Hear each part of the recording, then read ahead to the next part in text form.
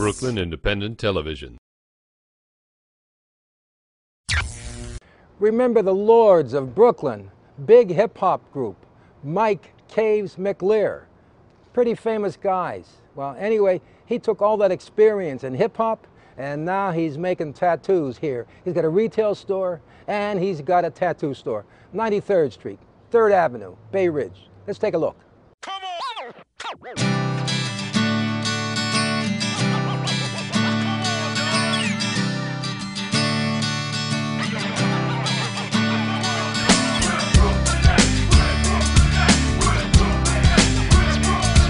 I'm Kaves from the Lords of Brooklyn, and we're in my tattoo shop called Brooklyn Made Tattoo.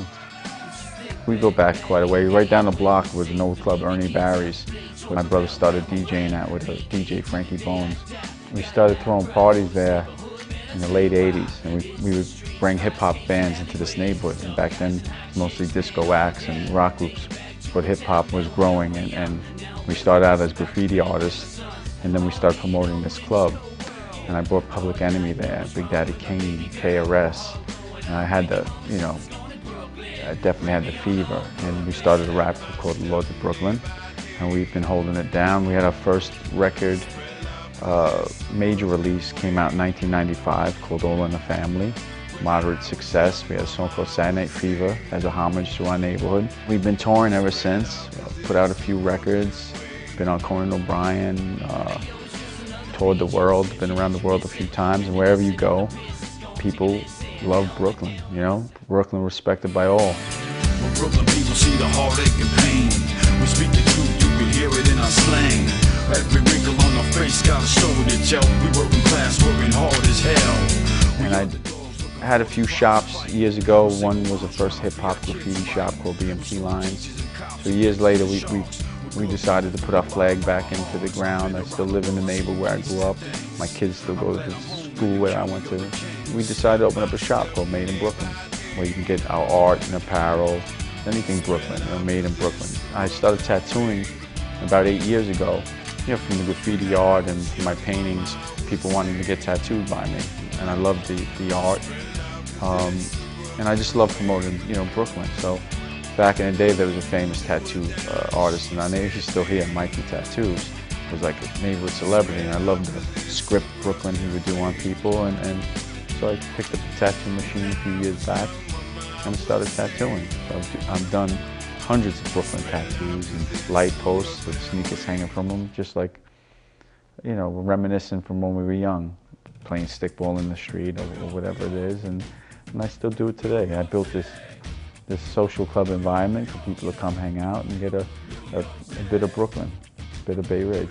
We restored it like an old school barber shop, old school social club, or fountain soda shop like Hinch's in our neighborhood, or Narrows. We love the old nostalgic Brooklyn, we're old souls, I guess. You could tell by the jukebox. We still play 45. Yeah. These days, Brooklyn's very hip, right? But to us, it's always been hip, and people are proud to come from Brooklyn because it's a working class neighborhood, a lot of heartache and pain, but a lot of celebration of success stories that came out of Brooklyn. People, they're proud of their neighborhood, and tattooing is something that's very personal. I do a lot of memorials. I do a lot of Brooklyn, themed tattoos. When you come from this neighborhood, it's almost sometimes all you have. So why not represent, I had a very supportive mother that definitely was open-minded, and it didn't matter what you were or what color you were. It was a respect thing. You're having respect for people. They're going to have respect back for you. And she was open-hearted, and she thought whatever we dreamt of, we could do. So if it was singing and dancing or writing graffiti, to some would frown upon that. But at the time, it was just a positive outlet. People looked at it negative, but there was something positive in there that she recognized and was supportive about, especially in the early 80s in Brooklyn. A lot of bad stuff going on. So painting something to make a brighter picture or something, she didn't find no harm in that. So when it came to the music, hip-hop was our rock and roll. She was supportive, and we didn't, it was our dream. Fuse, a friend of mine, and myself put together a little documentary about the Lords of Brooklyn, about the the band and the trials and tribulations. So I had 30 seconds of it, and I played it for them, and they fell in love with it. They seen my kids, they seen the story, and they felt like there was a TV show there, and they asked if we could produce and direct a TV show, 10 episodes over the summer, which we were like, yeah, why not? We do our own music videos, how hard could it be?